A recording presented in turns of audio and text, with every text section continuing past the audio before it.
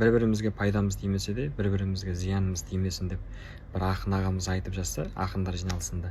Енді бір ағамыз тұрып айтады дейді, сол бір-бірімізге пайдамыздың тимегенінің өзі бір-бірімізге зиянымыздың тигені ғой деп. Иә, көпшілік сіздерге пайдамыздың тимегенінің өзі зиянымыздың тигені ғой. Сол осы балаларға пайдалы болсын, елді мекен жерді көрсін деп осы Малайзия елінде астанасы Куала-Лумпур қаласында қыстық лагерь орналастырып жатқан жайды біліп жатсыздар. Бірінші айдың 18-ден екінші айдың 10 аралығында 14 жастан 18 жастағы балаларды қыстық лагерьге алып келмекшіміз. 21 күндік. Әзірге дейін 8 бала тізімделіп болды, 6 қыз бала, 2 ұл бала, енді 4 баланың орны қалды. Бұйырса бұл қызметіміз аяқтауға ең соңғы 3 күн қалды. Яғни 12-ші айдың 15 күні тізімделу аяқтайды. Тізімделетін кісілер тездетіп тізімделсеңіздер болады.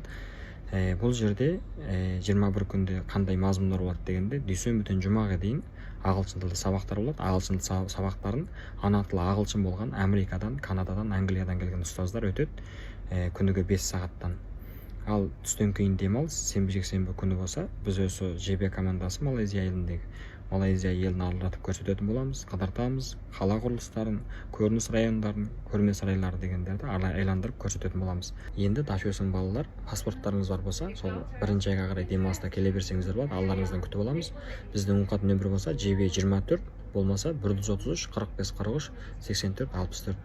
Енді болмаса, сол және бас суретімізді ашсаңыз, бас суретте телефон нөмірі тұр, сол арқылы ұңғат қоссаңыз болады. Жарайды достар, сіздерді Малайзия елінде күтетін боламыз. Аман болыңыздар.